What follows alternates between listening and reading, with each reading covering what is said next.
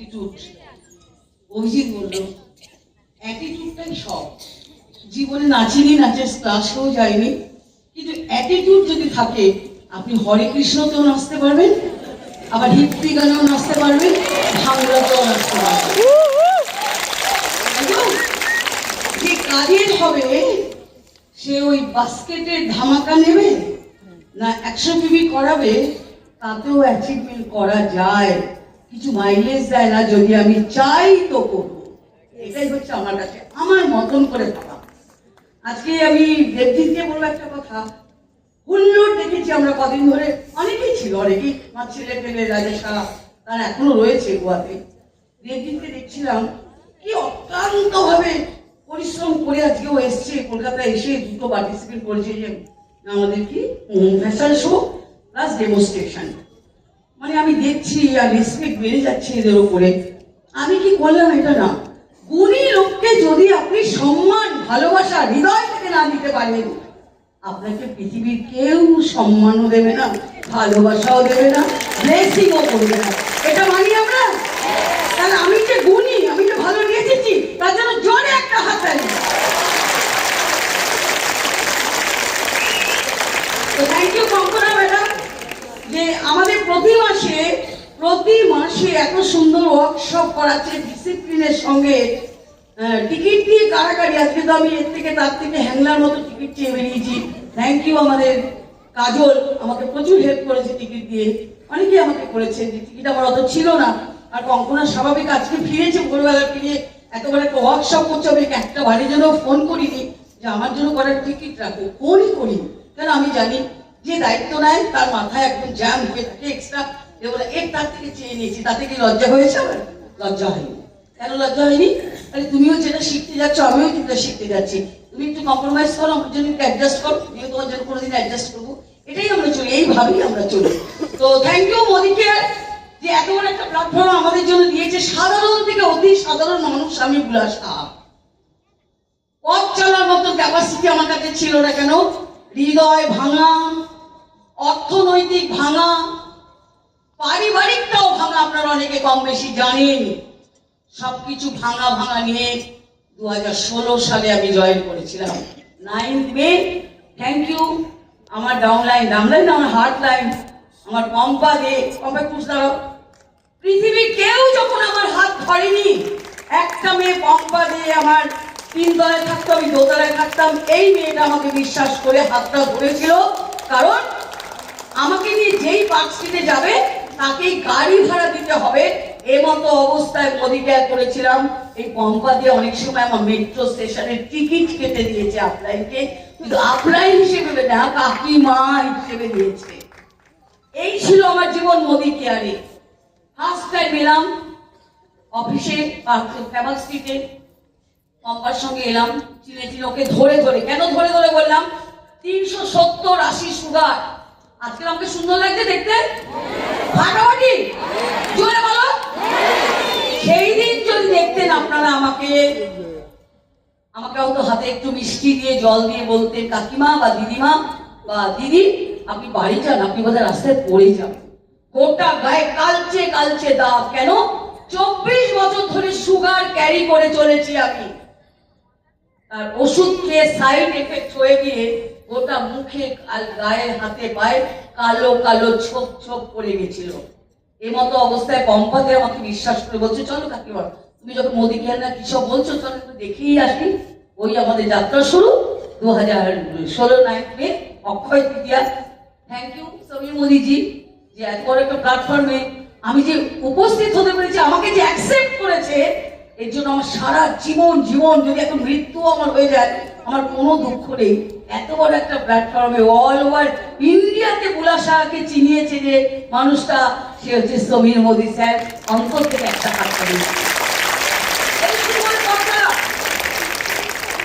Team বলে না, আচ্ছা সবার টিম যাকে যাকে জয়েন করেছি সবাই আছে আপনার সঙ্গে? অনেকে জোরে বলবে না, অনেকে যখন 70 বছর বয়স তো ওই আমি একটু কানে কমই শুনছি।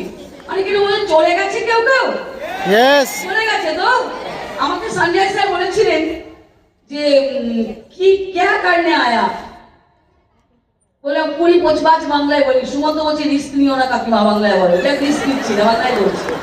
তো বলছে যে, আমি বললাম যে 20-25 হাজার টাকা রোজগার করতে এসেছি, তাহলে সংসার চলবে না। তো বলছে এই প্ল্যানে করুন। যখন 20-25 টাকা এলো, তখন আমি কি আর ভিক্টোরিয়া কে তফাৎ আলাদা হয়ে গেল। তখন আমি স্বপ্ন বড় দেখতে শুরু করলাম।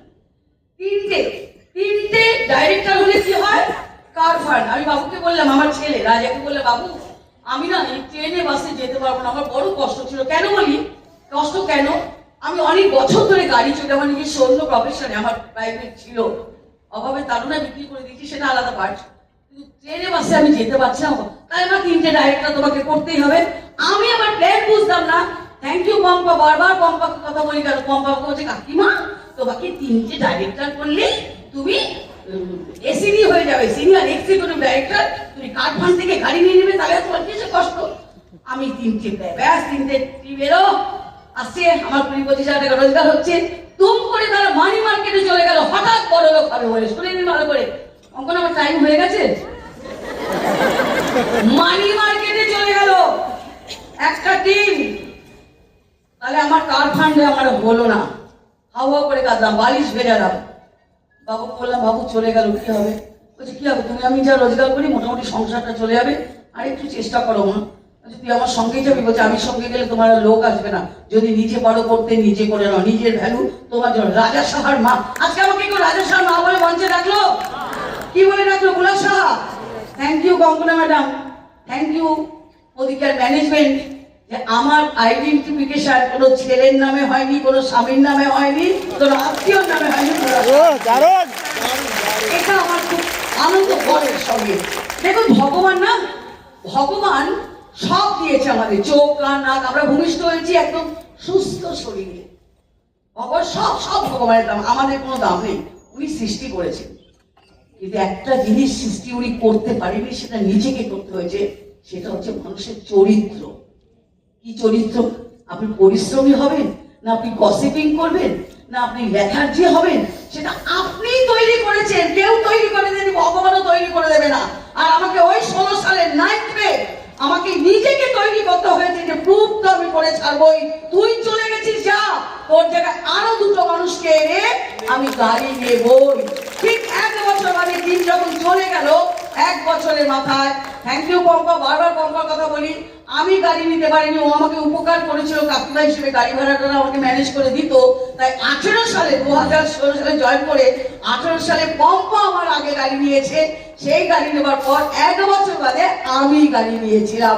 এই নদীকেয়ার থেকে মাত্র 2.5 বছর কাজ করে করা যায় তো।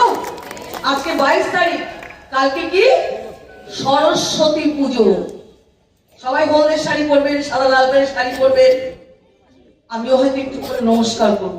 সরস্বতী পুজো বলে সারাদিন সরস্বতীকে নিয়ে আমি ঘুরে যাচ্ছি, এরকম শাড়ি পরছি, সন্ধ্যাবেলা এরকম করে দেখাচ্ছি। এটা করলে বিবি হবে না। একটুখানি সরস্বতীকে জয় মা সরস্বতী নমস্কার করো। আপনারা বিদ্যার দরকার নেই, আপনারা একটু লক্ষ্মীর দরকার। বিদ্যা দেওয়ার জন্য মোদিকেয়ারের মিটিং আছে। সরস্বতী আপনাকে বিদ্যা দেবে না, এই বিদ্যা মোদিকেয়ারের এই হল, এখানে বিদ্যা নিয়ে আপনারা একটু লক্ষ্মীর দরকার আছে। এই সরস্বতীর কাছে যদি বেশি বসে থাকেন, তাহলে কি বলবে, বলে অনেক বিদ্যা দিয়েছিলাম, এতদিন যখন কাজে লাগাসনি, বিনা দিয়ে ঠাস করে কপালে মেরে দেবে, আর নন কোয়ালিফাই করে বসে করবেন। সেটা করা উচিত। কারণ আমাদের কি দরকার, লক্ষ্মী দরকার। এই লক্ষ্মী যদি দরকার, প্লিজ আমি মেয়েদের বলছি, বোনেদের বলছি, আমার সন্তানদের বলছি, প্লিজ সময় নষ্ট করবেন। আজকে 22 তারিখ, আয়নার সামনে নিজেকে দাঁড়িয়ে থাকুন, দেখুন মুখখানা, কোয়ালিফাই কি করে করতে হয় প্ল্যানিং করুন। আমার নতুন একটা টিম, রাত্রি 1:45 অবধি কালকে আমি মাইন্ড সেট করিয়েছি। তাই নতুন টিম 2 মাসে জয়েন করে আজকে 6 জন মানুষ সেই টিম থেকে এসছে। কেন? আমি জানি ওদের অ্যাচিভমেন্ট করাতে পারলে কি পজিশন হতে পারে বিজনেসের, বা আমার নিজের মানসিক শান্তি। এইভাবে আপনারা করতে পারেন না? যারা ফেলিওর তারা করেন না, তা যেতে পারেন না, লোকের কাছে লজ্জা করে। 65,000 কোটি টাকার গ্রুপ অফ কোম্পানির মার্কেটিং মেম্বার আমি। কলার ফুলিয়ে এরকম করে ফাটা সরাসরি যাবেন, আমার কাছে একটা প্রোডাক্ট নেবেন, এই পেস্টটা নেবেন, কি একটু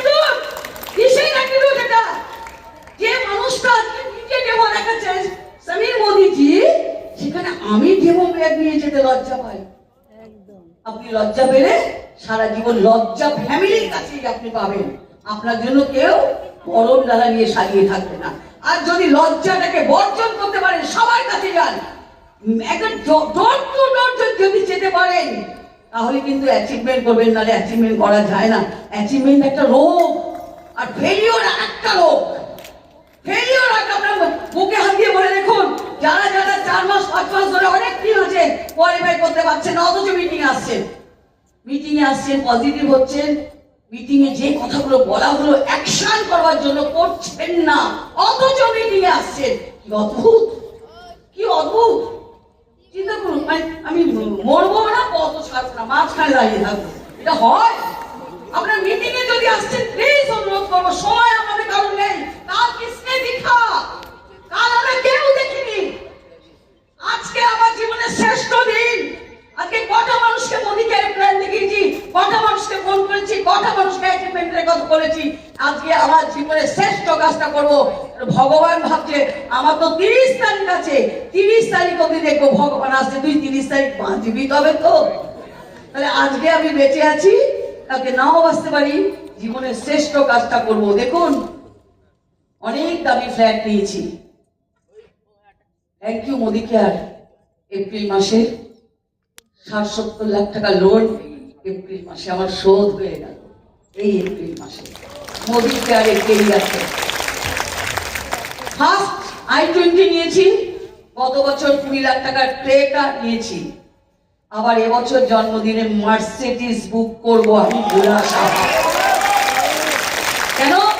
আমার কম্পিটিশন আমার ছেলের সাথে। ছেলে নিয়েছে BMW, আমি কিছু কম নেই, আমিও নেবো মার্সিডিজ, ওকে আমি দেখাবো। এটা হচ্ছে আমার কাজ, বোঝাতে পারলাম? তাহলে এই বয়সে এসে আমার এখন অ্যাচিভমেন্টের খিদে। আর সত্যি আমি বিশ্বাস করুন, আমার আফসোস হয় না, ডোন্ট কেয়ার। অনেক ইয়াং মেয়েদের থেকে আমি অনেক বেশি ছুটি, আফসোস তবুও হয়, যদি আর 20টা বছর 10টা বছর বয়সটা কম হতো না, ফাটিয়ে দিতাম। Global black diamond, global diamond আছে, একটু টাইটেলও জানি না, রাজা ব্লু হয়েছে। আপনি কি বলছেন আমার জ্বালা হচ্ছে না? জ্বালা মানে হিংসে না, ব্লু তো আমি হয়ে ছাড়বো, কিন্তু আমি হওয়াটা বড় কথা নয়। আমার টিমে 4টে টিম লাগে, 3টে টিমে ডিফারেন্ট টিমে আমার 3টে রেড ডায়মন্ড ডিরেক্টর। এটা আমার অ্যাচিভমেন্ট আমি মনে করি, এটা আমার অ্যাচিভমেন্ট। আপনারা ভাবুন অ্যাচিভমেন্ট নিয়ে, কেউ দেখবেন এমন একটা প্ল্যাটফর্ম, ভাবুন তো, এমন একটা প্ল্যাটফর্ম যে পৃথিবীর কোথাও নেই। তুই কর, তোকে করতেই হবে, তোকে মিটিংয়ে যেতেই হবে, তোর বসে এই রোজগার আসবে। আছে কোথাও প্রফেশনে? অন্য কোনো প্রফেশনে আছে? নেই। আপনি একটু উন্নতি করবেন, আপনার মেয়ে বদনাম ছড়াবে। এই যে এত আমি মেয়েদের বলছি, খুব খারাপ লাগছে আমার শুনতে। দেখবেন যখন প্রাইভেট সেক্টরে চাকরি করে না মানুষ, চাকরি করে, হাজবেন্ড যায় চাকরি করতে, সেখানে অন্য হাজবেন্ডের বউরা, কলিগ যারা আর কি, একটা টেবিলে বসে চাকরি করে না? দেখবেন স্বামী স্ত্রীর মধ্যে না খুব ঝগড়া ঝাঁটি, মান অভিমান হচ্ছে না? হচ্ছে তো? ঠিক আগের মতো মধুর সম্পর্কটা নেই, একটু কমেছে। এটা আপনি রিয়েলাইজ করুন, তাহলে বুঝতে পারেন। দেখুন হাজবেন্ডরা কি করে, তুমি অফিসে যাচ্ছে, অফিসে গিয়ে তার একজন কলিগ, একজন মহিলা, সে আসে, হ্যাঁ ম্যাডাম আপনার এত দেরি হলো কেন? না আসলে আমার ছেলের পরীক্ষা তো, আমি একটু হলে পৌঁছে দিয়েছি, 15 মিনিট আর দেরি হবে। কারণ আপনার হাজবেন্ড? না আমার হাজবেন্ড পোস্টিং করে দিয়েছে কৃষ্ণনগরে, সে হয়তো নৈহাটি থেকে যাচ্ছে। ও কটায় বেরিয়েছে? 7টায় আমার হাজবেন্ড। ও আপনি ছেলেকে স্কুলে দিয়ে এলেন? আচ্ছা আচ্ছা আচ্ছা, আর কোনোদিন হবে না স্যার, আজকে যেটা মাফ করুন, লাল কালি দেবেন না। ঠিক আছে ঠিক আছে। দেখুন একদিন দুদিন এরকম করতে করতে না, ওই ভদ্রলোক ভাবছে, দারুণ মহিলা, স্বামী চাকরি করছে, বাচ্চাকে স্কুলে দিয়ে আবার এই টেবিলে বসে 40,000 টাকা মাসে ইনকাম করছে, স্যালুট। একটু ভালো লাগা আসে। আর আমার বউ ঠিক হল থেকে, অফিস থেকে বেরোলো, হ্যাঁ গো শুনছো, তোমার শাড়ি পুটু আসবে আজকে, তুমি একটু মটন নিয়ে এসো আর এটা নিয়ে এসো। সেরকম বলছে, আচ্ছা আচ্ছা। কি অসহায় হাজবেন্ড। আবার একটু এগোচ্ছে, শুনছো পুটু আবার ওই মদনের দোকানের দইটা খুব ভালোবাসে, লোক 1 বছর বাদে আসছে, দইটা নিয়ে এসো। স্বামীটা খালি খরচার হাত দেখে যাচ্ছে। কোথায় একটা সুপ্ত প্রেম, নোংরা প্রেম না, ভালো প্রেম, কোথায় একটা সুপ্ত প্রেম ওই মেয়েটার সাথে হয়ে যাচ্ছে। কেন অফিস থেকে বেরিয়ে বলে পুটু এসছে, তুমি এটা নিয়ে এসো, মাটন নিয়ে এসো, মদনের দই নিয়ে এসো। আর ওই ভদ্র মহিলার স্বামী চলে গেছে কাজে, রোজগার করছে, ছেলেকে সব কাজ সামলে ও স্কুলে দিয়ে আবার 40,000 টাকার মাইনে আমারই অফিস থেকে কাটছে। আর আমার বউটা খালি দাও দাও, পুটু এসছে, পুটু এসছে, থাকে বউটার সাথে। শুয়ে থাকলেও বলবে হা কি সুন্দর চুলটা, কি সুন্দর, কি সুন্দর কাজ করছে, শ্রদ্ধা আসে। এই জন্য বলবো যাদের স্বামীরা বাইরে কাজ করতে যান, বউগুলোকে বলছি প্রত্যেকে নিজের পায়ে দাঁড়ান, প্রত্যেকে নিজের পায়ে দাঁড়ান।